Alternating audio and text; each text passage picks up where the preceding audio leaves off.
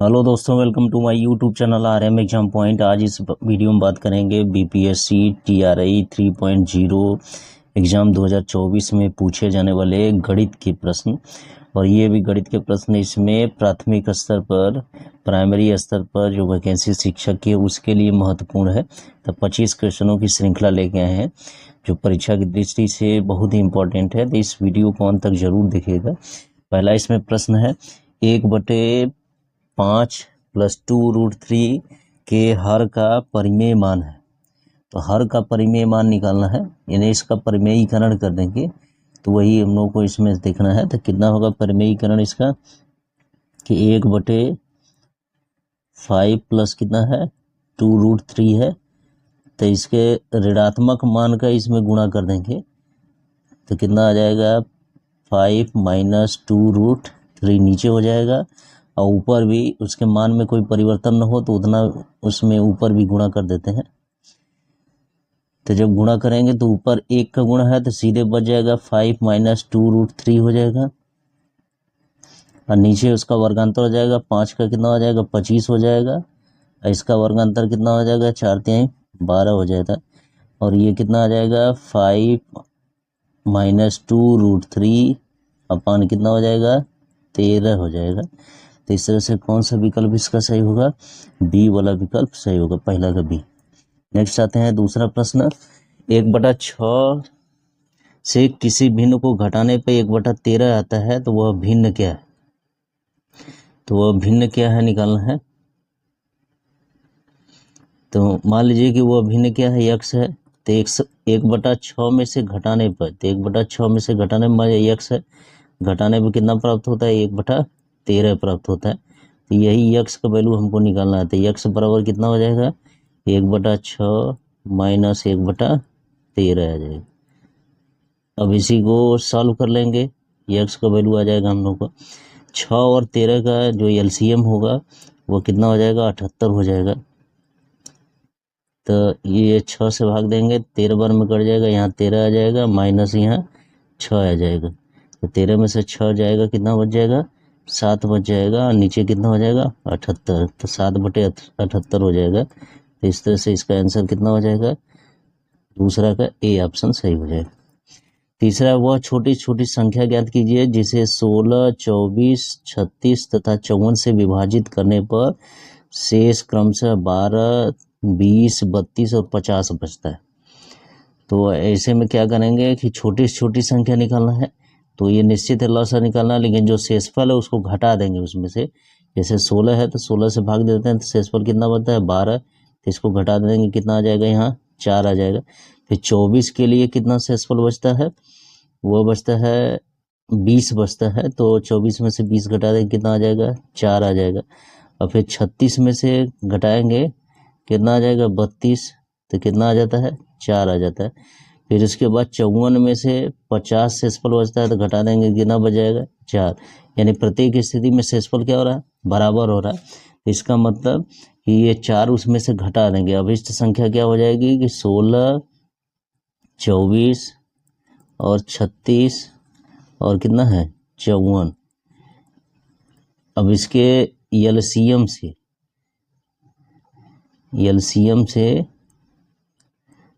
LCM से क्या करेंगे 4 घटा देंगे तो वही अभिष्ट संख्या आएगी। तो 16, 24, 36 तथा 54 का लॉसा निकालेंगे तो 432 आता है। और माइनस कितना होगा 4 आ जाएगा। कुल घटाएंगे 4 इसमें तो 428 आ जाएगा। तीसरे से इसका सही आंसर क्या होगा 428 आएगा संख्या का, यानी तीसरा का सी ऑप्शन सही हो जाएगा। इस तरह से इसको सॉल्व करेंगे। नेक्स्ट इसके बाद आते हैं चौथा प्रश्न, एक परीक्षा में उत्तीर्ण होने के लिए प्राप्तांकों का प्रतिशत 42% होना चाहिए। यदि अधिकतम अंक 450 है तो परीक्षा में उत्तीर्ण होने के लिए कितने अंक प्राप्त करना आवश्यक है। बहुत ही आसान सवाल इसका। तो इसमें प्रतिशत दिया है 45% प्राप्त करके पास होता है। तो कुल नंबर कितना है 45, 450 का है। इसका 42% इसमें निकाल देंगे, 42 बटे कितना होगा 100 हो जाएगा। तो यही पास होने के लिए न्यूनतम अंक चाहिए। तो इसको सॉल्व कर लेंगे तो कितना आ जाएगा 189 इसमें आएगा सॉल्व करने पर। तो इस तरह से उत्तीर्ण होने के लिए कितने अंक की आवश्यकता होगी? तो 189। तो कौन सा ऑप्शन सही होगा? डी वाला, 4 का डी ऑप्शन सही हो जाएगा। नेक्स्ट आते हैं 5वां प्रश्न। 1 विलयन में पानी की 320 ग्राम मात्रा में सामान्य नमक 31 ग्राम है। द्रव्यमान प्रतिशत द्वारा द्रव्यमान के संदर्भ में विलयन की सांद्रता की प्रतिशतता ज्ञात कीजिए। तो विलयन की प्रतिशतता कैसे निकालेंगे कि इसमें जो नमक है वो विलय हो जाएगा और विलायक यानी कुल द्रव्यमान हो जाएगा। तो प्रतिशतता इसका निकाल सकते हैं आसानी से। तो नमक का हो जाएगा कितना? नमक का 31 ग्राम है, पूरा टोटल कितना हो जाएगा? 320 ग्राम जल है, 320 ग्राम और प्लस क्या हो जाएगा? 31। इसका गुणा कर देंगे 100 का, तो ये द्रव्यमान प्रतिशत बदल जाएगा। इसको सॉल्व कर लेंगे तो कितना आ जाएगा? 31 बटा के 320 और 31 जोड़ देंगे तो 351 हो जाएगा। गुणे कितना हो जाएगा? 100 आ जाएगा। अब इसको प्रतिशत में बदलेंगे तो 8.83 आता है, यानी कि इसका कौन सा ऑप्शन सही होगा? 5 का सी ऑप्शन सही होगा। यानी द्रव्यमान प्रतिशत निकालना है तो चीनी का पूरे विलयन के साथ द्रव्यमान प्रतिशत निकाल लेंगे। 6वां था 17 गेंदों को 720 में बेचने पर 5 गेंदों के क्रय मूल्य के बराबर की हानि होती है, तो एक गेंद का क्रय मूल्य ज्ञात कीजिए। तो एक गेंद का क्रय मूल्य इसमें निकालना है। तो 5 गेंदों के क्रय मूल्य के बराबर की हानि होती है। 17 गेंद जब बेचा जाता है तो इसका मतलब कि कुल गेंद कितने हो जाएंगे? 12 गेंद हो जाएंगे। 17 गेंद बेचे हैं, 5 के बराबर हानि होती है, तो कितने गेंद बचेंगे? 12 गेंद। तो 12 गेंद कितने में बेचा जा रहा है? 720 रुपये में बेचा जा रहा है। तो एक गेंद कितना में बेचा जाएगा? वही उसका क्रय मूल्य हो जाएगा। एक गेंद बराबर कितना हो जाएगा? 720 बटे कितना हो जाएगा? 12 हो जाएगा। इसको सॉल्व करेंगे तो कितना होगा? 60 आ जाएगा। तो इस तरह से एक गेंद का क्रय मूल्य कितना हो जाएगा? 60 रुपये, यानी 6 का कौन सा ऑप्शन सही होगा? सी वाला सही हो जाएगा। नेक्स्ट आते हैं 7वां प्रश्न। जान 4 पुराने ट्रैक्टर 2 लाख रुपए में खरीदता है। उसने इन 4 ट्रैक्टरों के रख रखाव और मरम्मत में कुल 3 लाख खर्च किए। यदि वह 4 ट्रैक्टर से एक ट्रैक्टर पहले से ही 1 लाख रुपए में बेच देता है तो 40% लाभ प्राप्त करने के लिए बाकी 3 ट्रैक्टरों का औसत मूल्य क्या है? तो चारों ट्रैक्टर का जो लागत मूल्य कितना हो जाएगा? 2 लाख में खरीदा और 3 लाख खर्च किया है, तो पूरा लागत मूल्य कितना हो जाएगा? 5 लाख हो जाएगा। 5 लाख हो जाएगा और इस पर उसको प्राप्त करना है 40% का लाभ प्राप्त करना है, तब वो कितना में ट्रैक्टर बेचना पड़ेगा उसका? तो विक्रय मूल्य निकाल सकते हैं यहाँ से। विक्रय मूल्य बराबर 40% लाभ लेना है। 100 पर 40 है यानी 140 हो जाएगा। अब 5 लाख में बेचा गया है तो 5 गुणे कितना हो जाएगा? 140 बटे कितना हो जाएगा? 100 हो जाएगा, यानी कुल मिला के आ गया कितना? 7 लाख रुपए आएगा। यानी 40% लाभ लेने के लिए उसको कितना में बेचना पड़ेगा? 7 लाख रुपए में बेचना होगा। लेकिन 1 लाख रुपए में पहले ही से बेच दिया, तो इस तरह से उसके पास विक्रय मूल्य के लिए कितना होगा? बाकी 3 ट्रैक्टरों का औसत विक्रय मूल्य कितना हो जाएगा कि 7 लाख है और उसमें से 1 लाख निकल गया, तो औसत कितना हो जाएगा? 3 का है, तब 3 का भाग दे देंगे तो इसमें कितना आ जाएगा? 2 लाख रुपए आ जाएगा। यानी 3 ट्रैक्टरों को कितने रुपए में बेचना पड़ेगा? 2 लाख रुपए में बेचना पड़ेगा। तो इस तरह से 7 का कौन सा ऑप्शन सही होगा?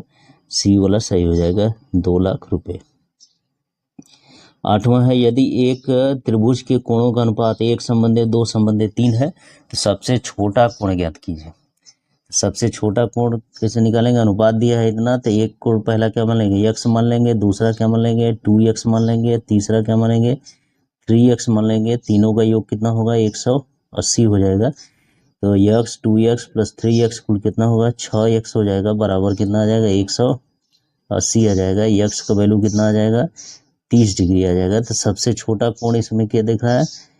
सबसे छोटा कोण ये x वाला है, तो यानी x का वैल्यू निकालने के सीधे कितना? 30 डिग्री आ गया। तो इस तरह से 8 का कौन सा ऑप्शन सही होगा? ए वाला ऑप्शन सही हो जाएगा। नेक्स्ट आते हैं 9वां प्रश्न। ए, बी और सी ने 2 संबंधित 3 संबंधित 5 के अनुपात में पूंजी का निवेश किया। उनके निवेश के समय का अनुपात 4 संबंधित 5 संबंधित 6 है, तो तीनों के लाभ का अनुपात ज्ञात कीजिए।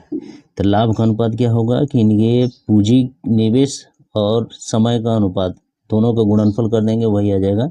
यानी कितना हो जाएगा, इसका 2 होगा तो उसका कितना होगा 4, अनुपात कितना हो जाएगा 3, तो इसमें कितना गुणा करना पड़ेगा 5, और इसका अनुपात कितना होगा 5, तो उसमें कितना गुणा करना पड़ेगा 6 का। इस तरह से अनुपात कितना हो जाएगा, ये 8 हो जाएगा, ये 15, और ये कितना हो जाएगा 30 हो जाएगा। तो 8 संबंधित 15 संबंधित 30, तो इस तरह से कौन सा ऑप्शन सही हो जाएगा, सी वाला ऑप्शन सही हो जाएगा, 9 का सी।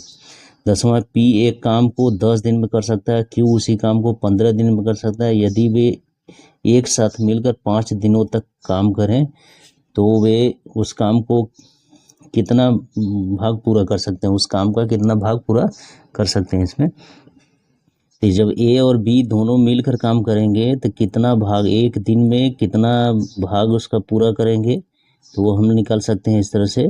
कितना आ जाएगा 1/10 प्लस कितना हो जाएगा 1/15। अब इसी को सॉल्व करेंगे तो इसमें एलसीएम कितना होगा, 10-15 का एलसीएम आ जाएगा 30 आ जाएगा। तो यहाँ से 10 3 हो जाएगा, इधर कितना हो जाएगा 2 हो जाएगा। कुल मिला के आ गया 5 बटा के कितना हो जाएगा 30 आ जाएगा। इसको और सिंप्लीफाई कर देंगे तो 1/6 हो जाएगा।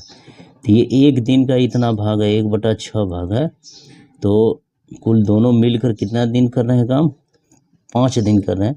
तो 5 दिन के बाद दोनों ए और बी कितना मिलकर काम कर लेंगे, 5 दिन में ए और बी मिलकर कितना कर लेंगे, यहाँ से निकाल सकते हैं कि एक दिन में 1/6 है तो 5 दिन में कितना होगा, इसमें 5 का गुणा हो जाएगा, इतना भाग हो जाएगा। यानी कुल मिला के आ जाएगा हम लोग का आंसर 5/6 भाग। यानी 10 का कौन सा ऑप्शन सही होगा, डी वाला 5/6 हो जाएगा। नेक्स्ट आते हैं 11वां प्रश्न।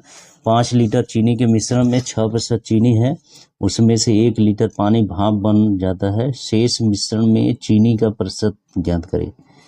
तो 5 लीटर चीनी के मिश्रण में 6% चीनी है, तो उसमें क्या होगा कि चीनी की मात्रा कितनी हो जाएगी, 6% जब दिया है तो यहाँ से चीनी की मात्रा निकाल सकते हैं।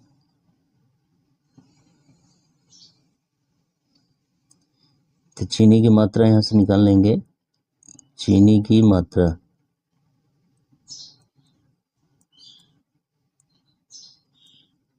कितनी हो जाएगी, चीनी की मात्रा हो जाएगी 5 लीटर चीनी के मिश्रण में 6% चीनी है, तो कितना हो जाएगा 5 लीटर का 6% हो जाएगा, यानी 5 × 6/100 हो जाएगा। तो ये कितना आ जाएगा 0.3 ग्राम आ जाएगा।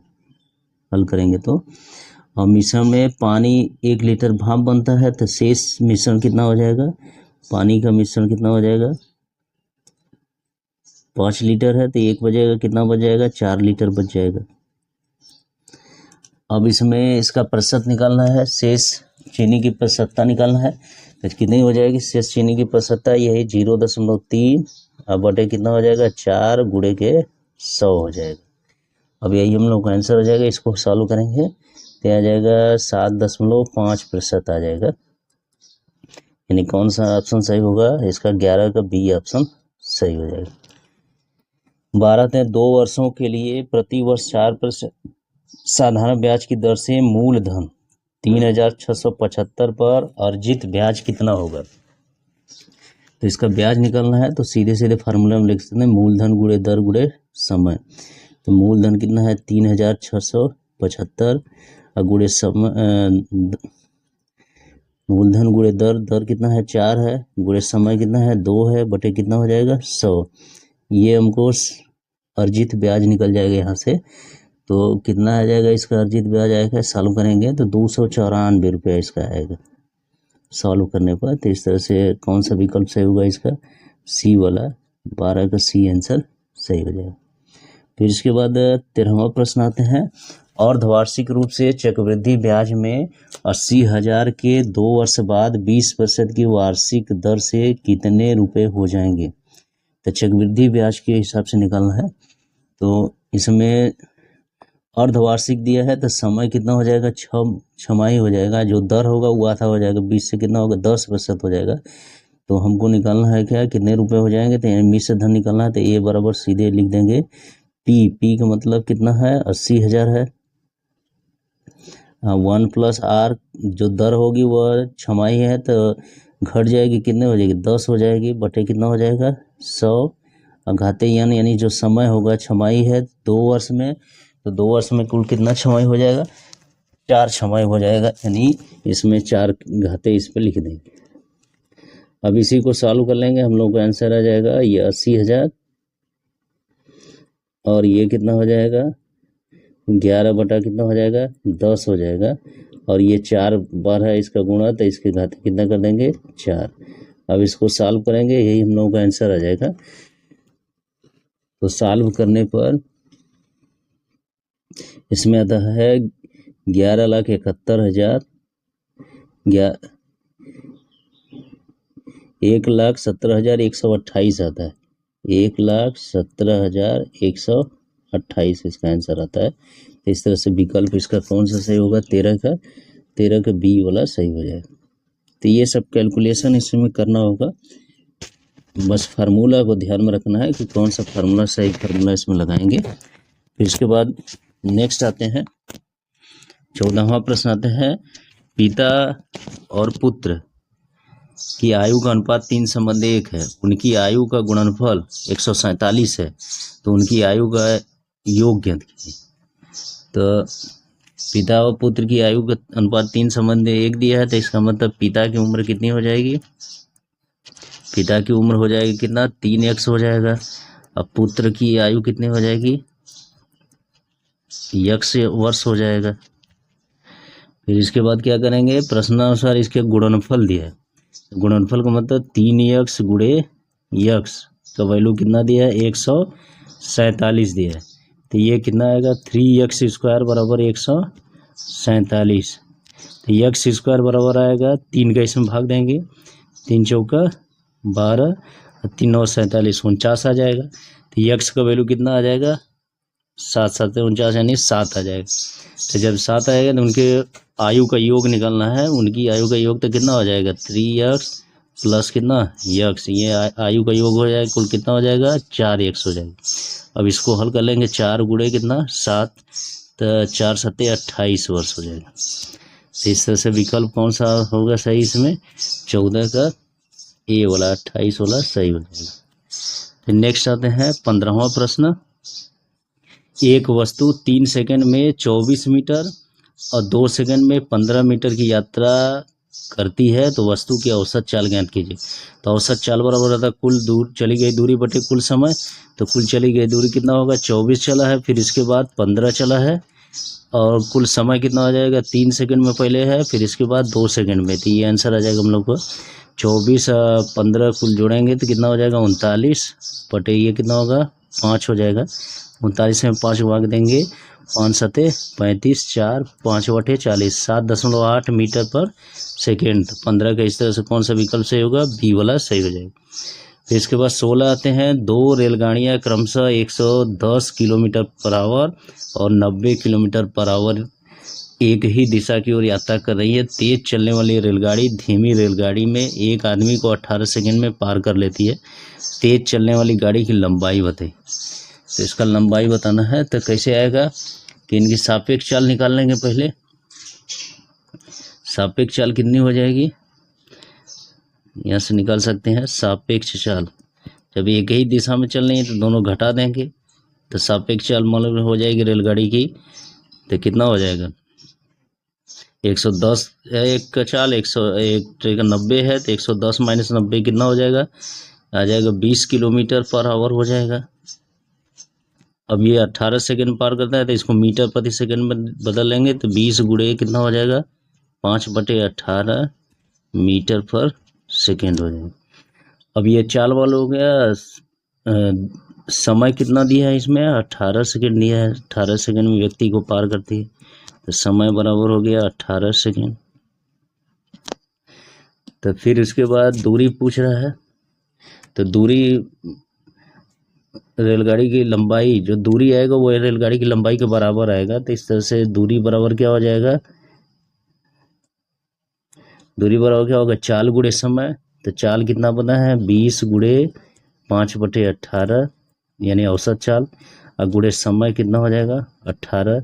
तो ये चली गई दूरी मीटर में आ जाएगी। तो इसी को सॉल्व करेंगे तो 18 से 18 कट गया, 20 बचे 100 आ गया, यानी रेलगाड़ी की लंबाई कितनी होगी 100 मीटर। तो 16 का कौन सा ऑप्शन सही होगा, सी वाला सही हो जाए। नेक्स्ट आते हैं 17, किसी नाव की चाल शांत जल में 12 किलोमीटर पर आवर, यदि नाव जल की धारा की विपरीत दिशा में 38 किलोमीटर की दूरी 4 घंटे में तय करती है, तो धारा की चाल किलोमीटर पर आवर में कितनी है। तो धारा की चाल निकालना है इसमें, तो धारा की चाल निकालना है तो मान लें कि धारा की चाल कितनी है, यक्स है, धारा की चाल कितनी है, यक्स किलोमीटर पर आवर है। तो इसमें क्या होगा, शांत जल में नाव की चाल दिया है कितना 12 किलोमीटर पर आवर दिया है,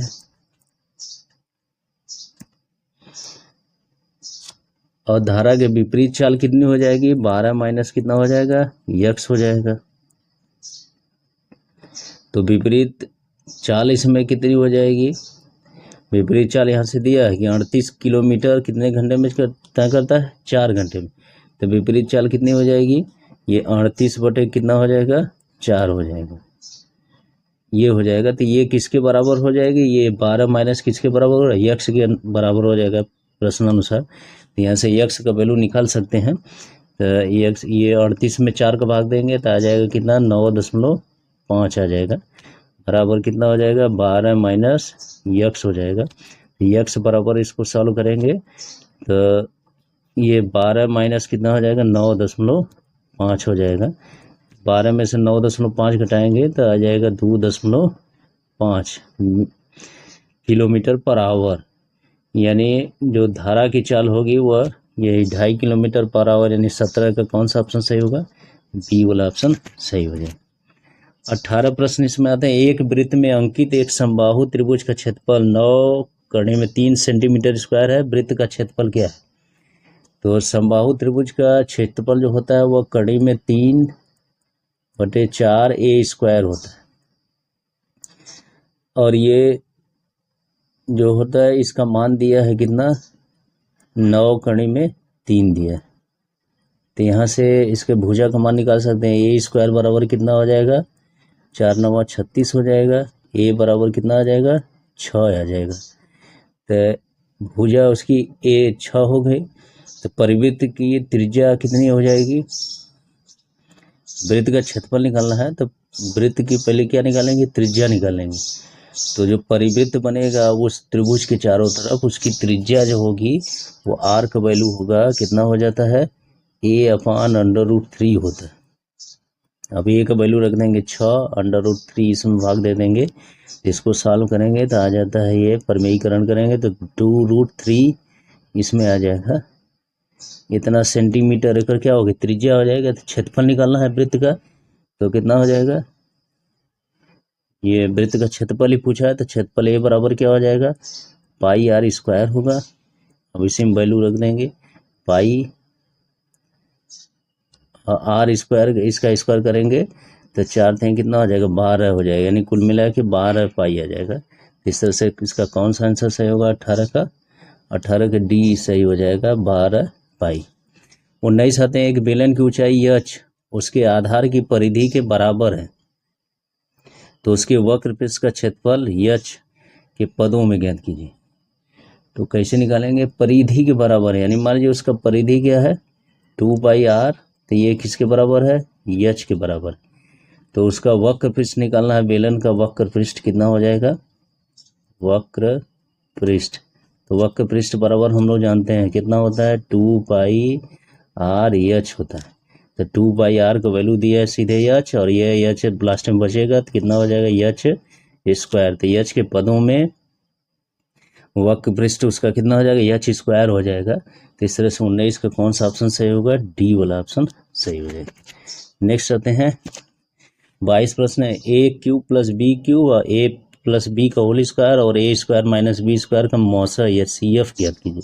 तो इसमें HCF कितना होगा, a+b ही होगा, क्योंकि यही सब में कॉमन है, गुणनखंड निकालेंगे तीनों में तो जो कॉमन रहेगा वही HCF आता है, तो तीनों में कॉमन यही है, तो 20 का ए ऑप्शन सही होगा। 21वां समीकरण ज्ञात कीजिए जिसके मूल a plus B under root B और a minus under root B. तो समीकरण निकालना तो एक फार्मूला बजाता है एक्स स्क्वायर माइनस मूलों का योगफल। तो जब योगफल करेंगे तो 20 से b कट जाएगा, यानी कितना आएगा 2ax हो जाएगा। अब प्लस क्या होता है मूलों का गुणनफल। तो जब गुणनफल करेंगे तो a स्क्वायर माइनस क्या आ जाएगा b आ जाएगा, बराबर क्या हो जाएगा 0। तो यही इसको सॉल्व करेंगे तो यही इसमें विकल्प देखेंगे तो 21 का कौन सा विकल्प आएगा, बी वाला आएगा। 21 का बी ऑप्शन सही हो जाएगा। नेक्स्ट आते हैं, दिया गया वेन आरेख कुल 50 छात्रों को दिखाता है जो 3 विभिन्न परीक्षाओं ए, बी और सी में बैठे हैं। सभी कम से कम एक परीक्षा में उपस्थित हुए। इनमें से कितने वास्तव में किसी एक परीक्षा में बैठे हैं। तो किसी एक परीक्षा में बैठे हैं वो पहचानना हम लोग को। तो कैसे निकलेगा, पूरा स्टूडेंट कितने हैं 50 हैं और उसमें किसी एक में कितने कितने बैठे हैं, इसमें जो कॉमन वाले हैं चारों तरफ से निकाल लेंगे तो ये कितना होगा 10 हो जाएगा, फिर इसके बाद 5 हो जाएगा, फिर इसके बाद 12 हो जाएगा, फिर उसके बाद कितना होगा 10 हो जाएगा।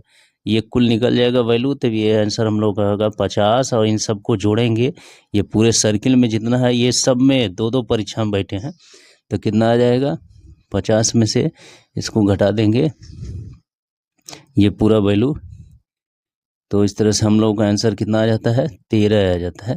तो इस तरह से 22 का कौन सा ऑप्शन सही होगा, बी वाला। किसी एक परीक्षा में निकालना है तो पूरे परीक्षा में 50 है तो ये सब कॉमन है, हर 2-2 परीक्षा में सब आए हैं। तो इस तरह से इनको घटा देंगे तो एक परीक्षा का रिजल्ट निकल जाएगा कि ये 13 ऐसे विद्यार्थी हैं या छात्र हैं जो केवल एक परीक्षा में बैठे हैं। तो 22 का कौन सा ऑप्शन सही होगा, तीसरा बी वाला। 23 है, यदि काट थीटा बराबर ए बटे बी हो तो इतना का मान ज्ञात करना है। तो इसके लिए क्या करेंगे, साइन थीटा का भाग दोनों अंश और हर में दोनों भाग दे देंगे। तो साइन थीटा इधर भाग देंगे तो ये क्या आएगा काट थीटा आ जाएगा। अब माइनस कितना हो जाएगा 1 हो जाएगा, फिर इसमें भाग देंगे तो 1 हो जाएगा, काट थीटा हो जाएगा। अब प्लस क्या होगा 1 हो जाएगा। अब इसी में ए और काट थीटा का मान रख देंगे ए बटे बी प्लस 1 और नीचे क्या होगा ए बटे बी प्लस 1, ऊपर माइनस रहेगा। अब इसी को सॉल्व करेंगे तो हम लोग का आंसर आ जाएगा। तो 23 का इसमें सही आंसर आता है बी वाला आता है, ए माइनस बी अपान ए प्लस बी। 24 है, उस त्रिभुज का क्षेत्रफल ज्ञात कीजिए जिसके निर्देशांक 1, 2, -4, -3, 4 और 1 है। तो निर्देशांक है दिया है तो उसका क्षेत्रफल निकालेंगे। तो पहले वाले को x1 y1 दूसरे को x2 y2 तीसरे को x3 y3। तो क्षेत्रफल का फार्मूला हम लोग जानते हैं कितना होता है 1/2 होता है x1 कोष्ठक में क्या होता है y2 माइनस y3 होता है, और प्लस क्या होता है x2 ब्रैकेट में क्या होता है y3 माइनस y1, और प्लस x3 वाला भी होता है, ये आता है y1 माइनस y2। तो इसमें रख के इसका वैल्यू निकाल सकते हैं क्षेत्रफल का। कैलकुलेशन करेंगे तो 24 का इसमें बी आता है 10 वर्ग इकाई, इसमें आंसर आ जाएगा। 25 है, इन आंकड़ों का माध्य तथा बहुलक ज्ञात कीजिए। तो माध्य कैसे निकालेंगे और वही क्रम में कुल रखेंगे, यानी सभी संख्याओं को जोड़ के उसका योगफल निकालेंगे तो वो माध्य हो जाएगा। पूरा का जोड़ के उनकी संख्या का भाग देंगे तो जो माध्य आता है वो 4 आएगा इसका। और जो बहुलक होगा, बहुलक का मतलब वो कई बार जो रिपीट हुआ है उसकी आवृत्ति जिसकी ज़्यादा है वही बहुलक हो जाएगा। तो इसमें बहुलक देखेंगे तो 1 आता है, 1 ज़्यादा बार आया है। तो इस तरह से माध्य और बहुलक यानी 4, 1 इसका आंसर होगा। तो 25 का कौन सा ऑप्शन सही होगा, सी ऑप्शन सही होगा। तो इस तरह से इस वीडियो में हम लोग देखें कुल मिला के 25 क्वेश्चन के बारे में डिस्कस किए जो परीक्षा की दृष्टि से बहुत इंपॉर्टेंट है। प्राइमरी बिहार शिक्षक प्राइमरी भर्ती के लिए बहुत इंपॉर्टेंट है। यदि ये वीडियो अच्छा लगा तो मेरे चैनल को सब्सक्राइब करें, वीडियो को लाइक शेयर करना ना भूलें। Thank you.